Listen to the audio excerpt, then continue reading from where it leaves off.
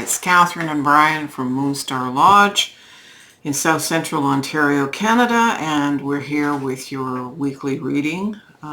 We specialize in all things parapsychological, but especially for me, my love of cartomancy from an Indigenous perspective is important. So, after 5.5 years of non-stop doing this, we're on for another week, and I'm still using the same decks as last week. That was a very interesting and deep reading, and so as I lay out these cards, I see that once again we are in the same kind of deep reading situation. So it's another one that I will keep. Anyway, let's go to the cards, Brian. This is exciting. So here we have a new emotional, intuitive, charged, it feels very excited significator here. And it feels like a lot is bursting forth in this watery sign all at once. And that's a good thing. We have a new moon for this particular week, starting the 26th, and it's the 6th moon cycle in the Indigenous calendar, and it's storyteller.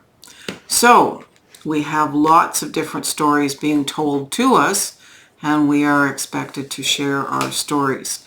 I will do a separate video on storyteller. In the meantime, this is exciting. This is an incubating, about to birth, emotional, intuitive, exciting time.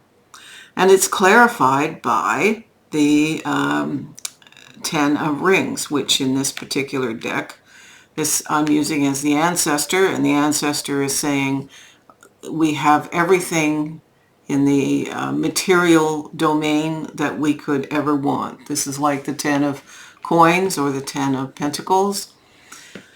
And so it's just, we're bursting here with goodness to start this particular week. And we move to the 8 of Wands, which is the fire element. So going from water to fire, and the energy of directed, I always use the phrase, go like stink, go like no barriers, no boundaries. And it's clarified by the Queen of Wands. So using the magic and the energy of the Queen, the archetype of this incredibly powerful monarch, we are being encouraged to take this new gift here from the universe and run with it. This is a collective energy, so these energies will be felt by most of us. I sense that because this is happening with Storyteller Moon, that we are creating a whole new life story, letting go of the history and moving into creation, co-creation with the mystery. We go from the 8 to the Death card. This is complete transformation. Out with the old, in with the new. That's a very interesting card. And what's interesting is it's clarified by the card from Medusa, which represents injustice. Now, she's always shown as an aggressive figure, but if you know the whole story of Medusa, you realize that she was wronged and beheaded as well. She has a difficult backstory. And the snakes that come from her head seem to represent aggression and evil, but in fact they also incorporate healing of the injustice. So there's something from the past that is being clarified here by the need to recognize any injustices that need to be rectified. So this transformation that we are going through needs to keep in mind that injustices have to be righted. Now, for some of us, those are injustices we may have perpetrated, or have been perpetrated on us. For everyone, the story will be slightly different, but the outcome will be basically the same. So we go to the Six of Swords, and the Six of Swords is moving out of troubled waters into a much quieter shoreline. We're being guided and taken there with support from spirit. And it's interesting that when we get to that other shore, we can look back on the troubling thing that we are leaving behind from a new perspective. This is always new perspective.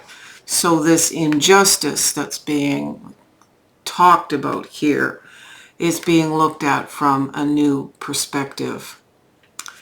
Now, this new perspective has to include its clarifier, which is the mystified innuendo.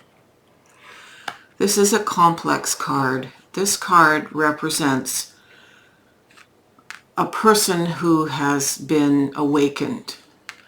And when we awake, we shed our old clothes, our old persona, our old habits, our old way of being, because they are uncomfortable now that we have awakened.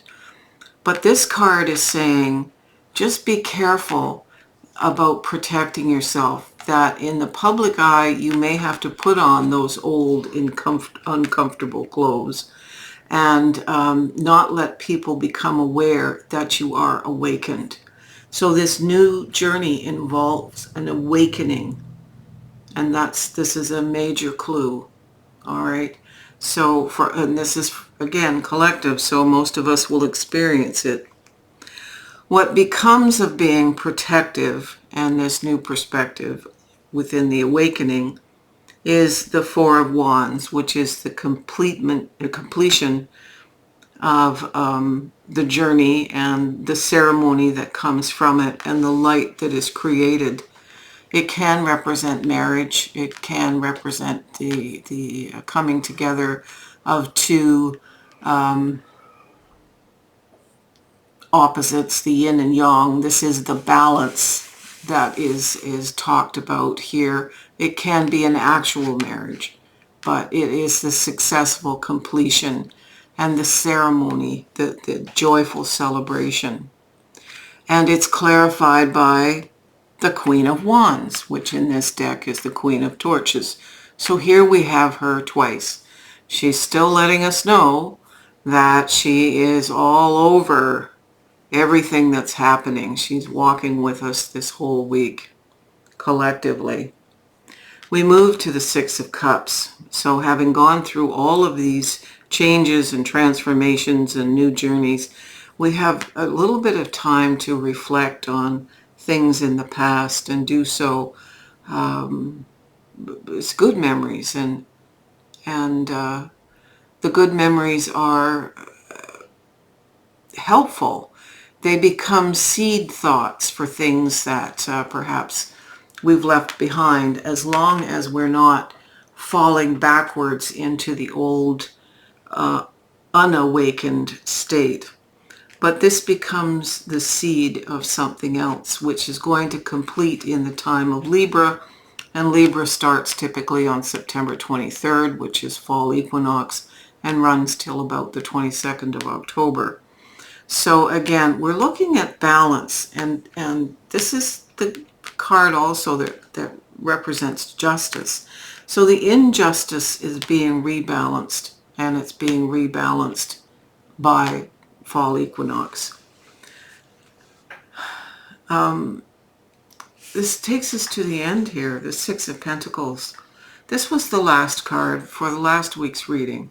The giving and receiving, the exchanges of energies, the exchange not just of money, but of gifts of time and our personal resources, our food, our thoughts, our energy, really, our life force.